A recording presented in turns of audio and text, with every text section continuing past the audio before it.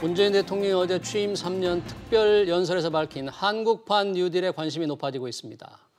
코로나19로 경제, 사회의 구조가 바뀌는 상황에 능동적으로 대처하겠다는 취지인데요. 과연 새로운 일자리를 창출하고 혁신의 기폭제가 될 수 있을지 궁금합니다. 네, 취임 3주년 연설의 주요 내용과 실효성 살펴보도록 하겠습니다. 시청자 여러분의 다양한 의견들 문자로 받고 있습니다. 샵 3698번으로 보내주시면 실시간으로 토론에 반영하도록 하겠습니다. 오늘 두 분 모셨습니다. 오정석 서울대 경영대학 교수, 또 성욱준 서울과기대 IT정책대학원 교수 자리하셨습니다. 어서 오십시오. 네, 안녕하십니까. 네. 오정석 교수님 반갑습니다. 네, 어제 반갑습니다. 문 대통령 3년 특별 연설을 했는데 어떻게 잘 보셨습니까? 네, 잘 살펴봤고요. 네. 말씀 들었고 몇 주 전서부터 비슷한 내용들이 조금 이제 새어 나왔기 때문에 저희가 어느 정도는 예상할 수 있었던 내용들이 좀 주류를 이뤘던 걸로 생각을 합니다. 전체적으로는 이제 미래지향적이고 부가가치가 높은 그런 이제 산업 구조의 변화 이런 것들인데 화두로 이제 등장을 했고 여기에 대해서는 이제 전반적으로 다들 공감을 좀 하는 이제 분위기라고 좀 생각이 듭니다.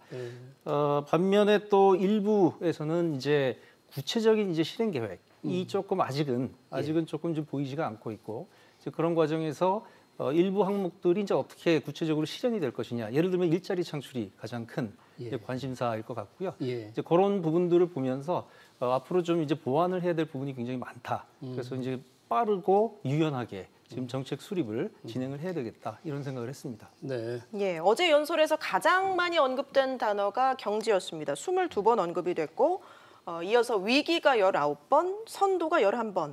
이번 연설문에서 이 경제 위기에 대한 인식이 많이 묻어난 것 같아요. 네. 저도 그 연설문을 보면서 경제에 관한 디지털 경제를 포함해서 상당 부분이 많이 언급이 됐는데 가장 인상 깊게 본 구절은 위기를 기회로라는 구절이었습니다. 예. 네. 지금 이제 코로나19로 인한 세계적인 불황이나 이런 것들을 기회로 삼아서 우리가 가장 강점을 가진 ICT 분야를 통해서 한다는 것에서 그리고 더군다나 그걸 이제 지금까지와는 다르게 최고 의사결정 지도자가 직접 이제 관심을 보인다는 거 어떤 그런 변화에서 중요한 의미를 가지지 않나 생각됩니다. 네. 자, 그래도 역시 그 송 교수님 어제 가장 중요했던 게 한국판 뉴딜 그 전부터 나왔지만 아니겠습니까? 한국판 뉴딜의 내용을 조금 간략하게 우선 개괄적인 걸 먼저 한번 설명해 주시죠. 대통령이 밝힌. 어제 한국판 뉴딜을 보면 이제 두 가지의 큰 꼭지를 가지고 있습니다. 첫 번째는 경제 구조의 고도화, 디지털 경제로 전환, 그리고 두 번째는 지속 가능한 일자리를 창출한다는 겁니다. 그에 따른 원칙이 몇 가지 있지만 주요한 내용을 보면 디지털 인프라를 구축하고 비대면 산업을 육성하고 그리고 SOC를 디지털화시키는 걸로 볼 수 있습니다. 여기서 아마 핵심 중에 하나는 이 디지털이라는 부분과 지속 가능한 일자리를 연결시키는 부분이 아닌가라는 생각이 듭니다.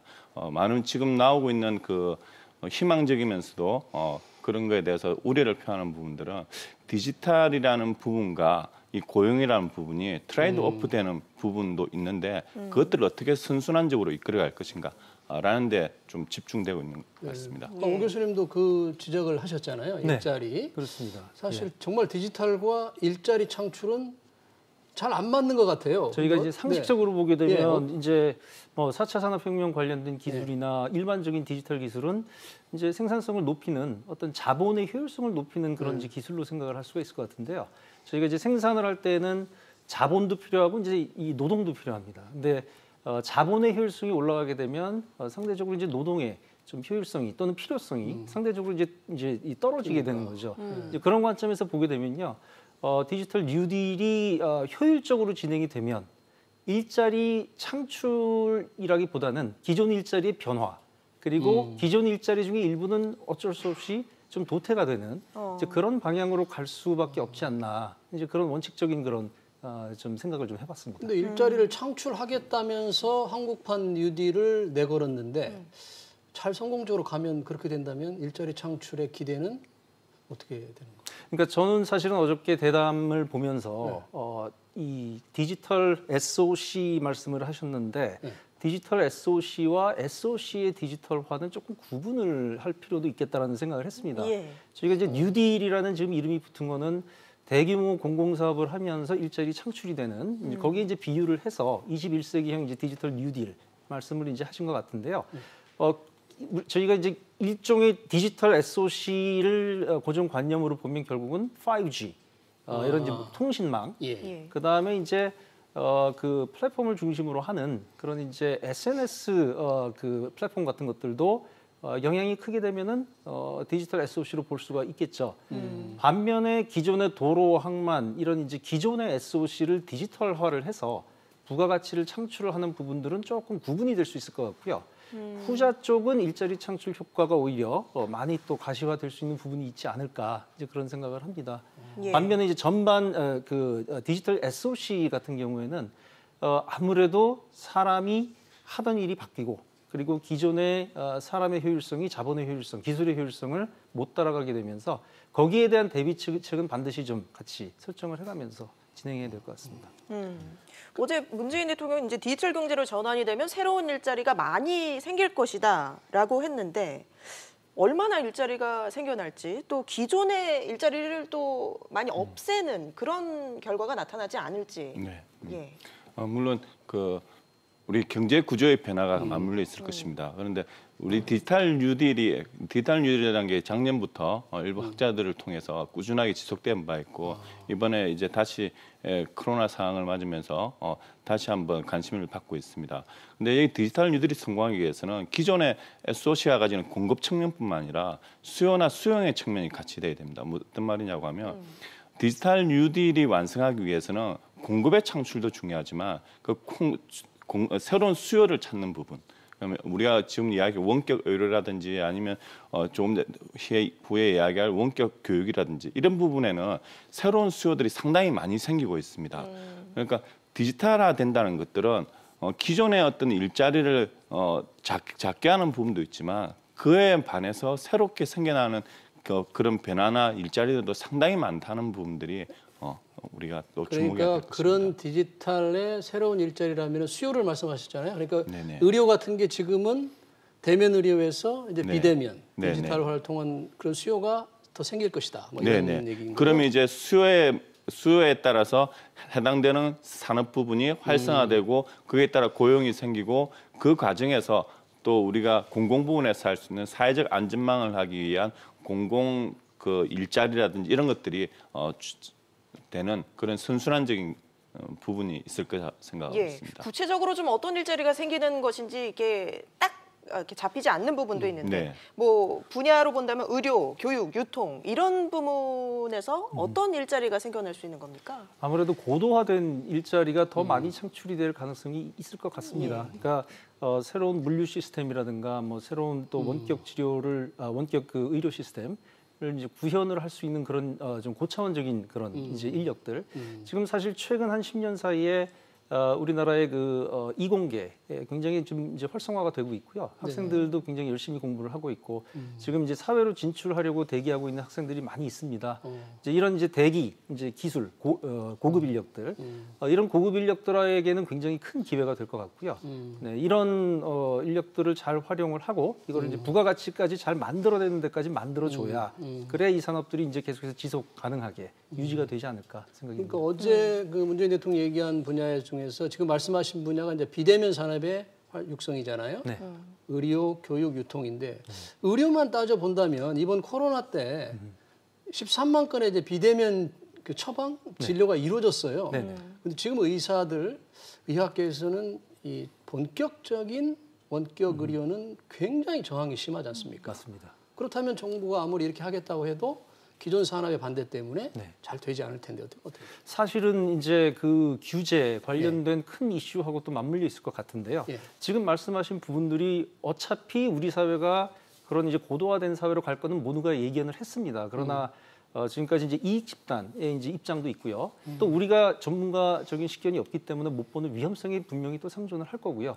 또 그런 부분에 대해서 합의를 담아내는 이제 국회라든가 아니면 여러 가지 국가위원회들 이 안에서 이제 이견들을 조율을 못했기 때문에 조금 지금까지 발목이 잡힌 측면이 있었다는 거죠. 근데 이제 코로나 사태 때문에 어쨌건 필요성 그리고 거기에 대한 수요 이거는 굉장히 확실하게 드러났습니다. 그랬기 때문에 이번에 그 21세기 뉴딜, 디지털 뉴딜 관련해서는 이 그 비대면 서비스 활성 이런 부분들이 이제 들어온 것 같고요.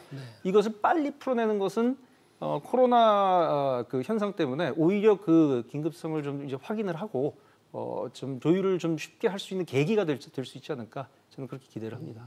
이 한국판 뉴딜은 이제 민간 기업들의 호응도 이끌어내야 하는 부분인데 일단 경제계 반응을 보면 좀 환영하는 분위기인 것 같아요. 네.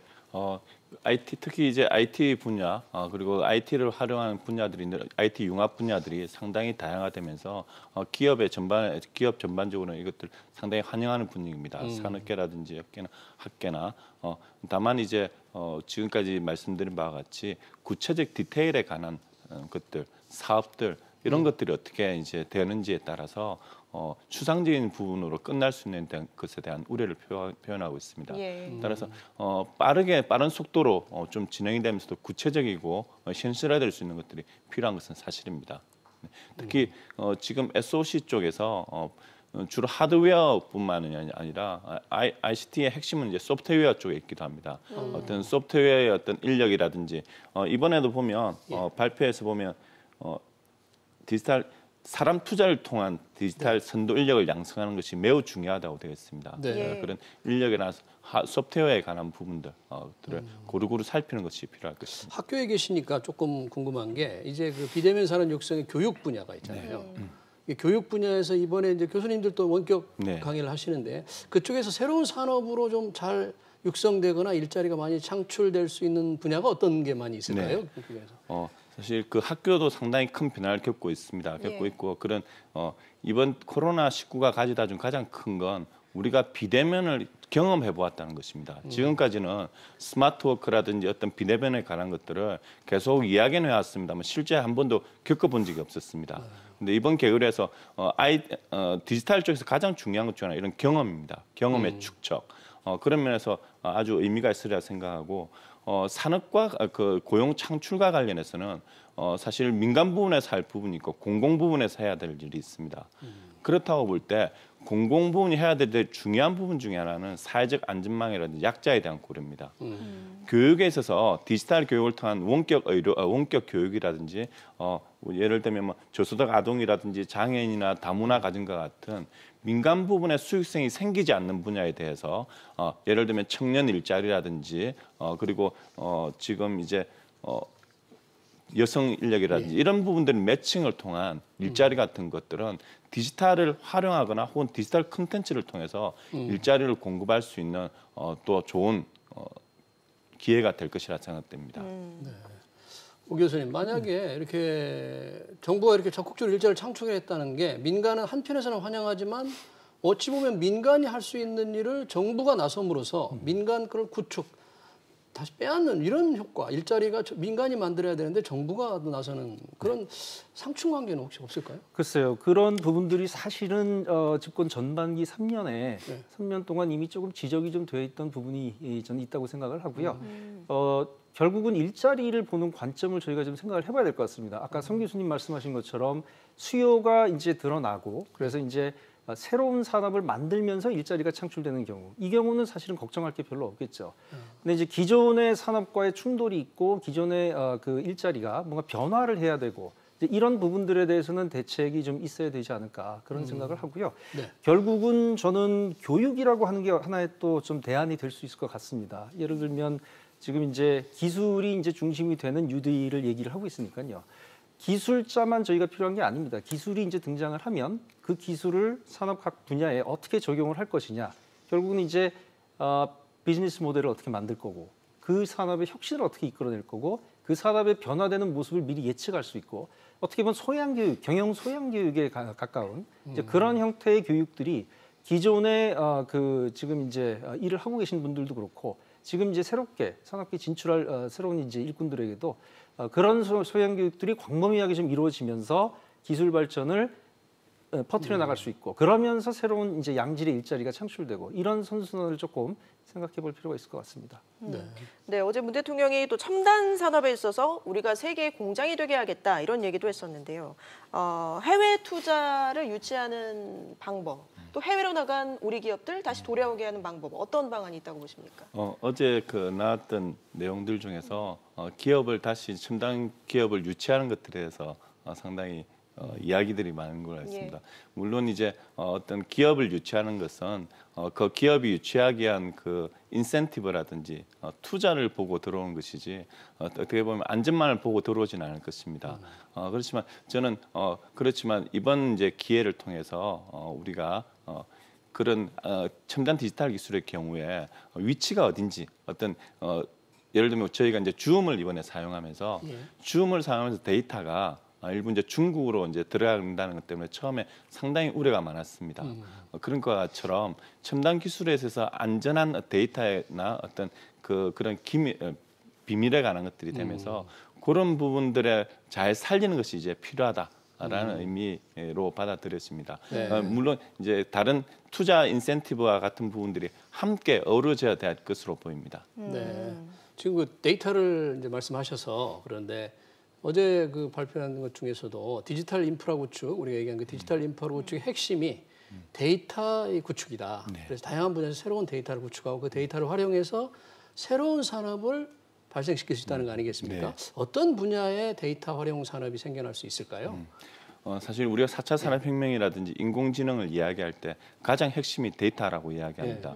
인공지능이라는 것도 우리가 로봇이 아니고 일종의 이제 데이터와 그 알고리즘의 결합이라고 일컫는 것처럼.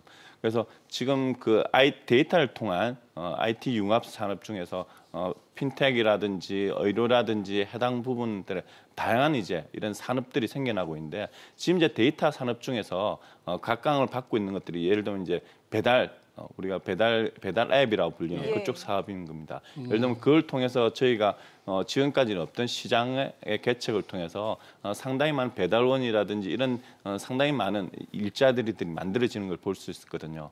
이제 그런 것들이 하나의 이해가 될 수 있고 지금 물론 이제 지금은 자초되겠습니다만 타다 같은 경우도 새로운 일자리를 만드는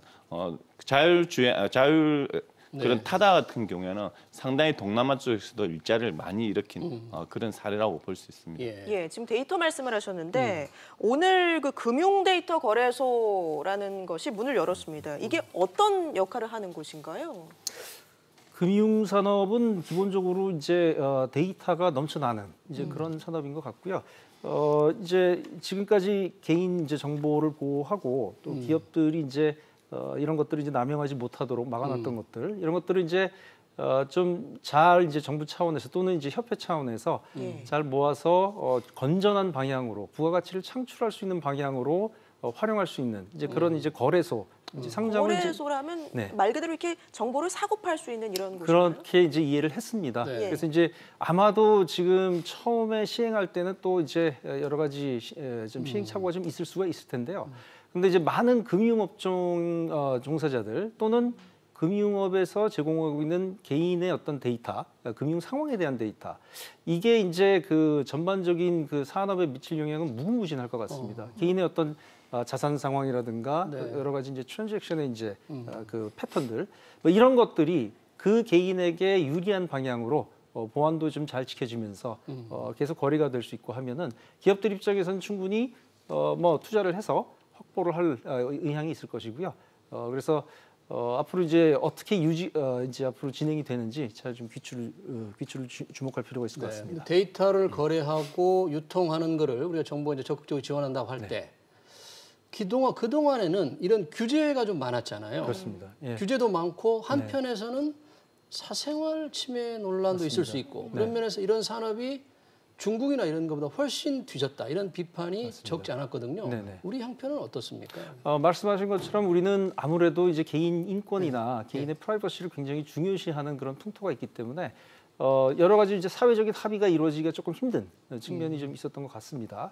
그럼에도 불구하고 어느 순간에는 이제 앞으로 이제 굉장히 중요한 산업으로 떠오를 것이고 저희가 이제 이 문제를 해결해야 된다는 공감대는 있는 걸로 알고 있어요. 그래서 코로나 상황이 결국은 이 데이터의 활용에도 촉진제 역할을 어느 정도 하지 않았나라고 생각이 듭니다. 그렇기 때문에 금융 데이터 거래소라고 하는 어떻게 보면 상당히 지금 혁신적인 그런 시도거든요. 예. 이런 것들이 지금 전격적으로 어저께 이제 담화문 발표 이후에 오늘 이제 전격적으로 또 이제 오픈을 하고 추진력을 얻게 되는 모양새인 것 같습니다. 네, 네, 성 교수님. 네, 어제 그 금융데이터 거래소는 이번 올해 초 발표된 데이터 3법의 후속 조치 중에 하나라고 볼 수 있습니다. 특히 이제 금융 부분에 데이터 거래를 통해서 산업을 활성화시키면서 동시에 데이터의 안전한 활용이라는 부분을 동시에 강조하고 있습니다. 데이터들이 무분별하게 남용되어서 각각의 기업 수준에서 무분별하게 남용되는 것보다는 어떤 공공 부분에서 그런 안전함과 활용을 동시에 이루려는 그런 조치로서 저희 그 산업계에서도 매우 이제 유익 있게 보고 있고 그런 것들이 데이터를 안전한 활용을 위한 아주 중요한 시금석이 될 것으로 보여지고 있습니다. 안전이라고 하시는 거면 네. 뭐 개인정보 보호 같은 걸 말씀하시는 맞습니다. 건가요? 개인정보 보호입니다. 데이터 3법에 있어서 가장 중요한 부분이 개인정보의 활용을 어떻게 안전하게 할 것인가입니다. 그래서 이런 데이터 거래소는 활용을 하되 그것들을 절차와 어떤 방식을 구체화시켜서 가이드라인을 통해서 안전하게 하는 것에 상당히 포커스를 두고 있다고 볼 수 있습니다. 데이터 활용이라는 게 이제 우리가 비식별 정보를 활용해서 산업화하는 건데 네. 그동안에는 그런 부분들에 대한 굉장히 인색하고 까다로웠기 때문에 이번 코로나19로 좀 정부가 자세가 바뀐다고 하더라도 정말 민간이 원하는 만큼 나아갈지 그런 데 대한 의구심은 좀 여전하지 않겠습니까? 어떻습니까?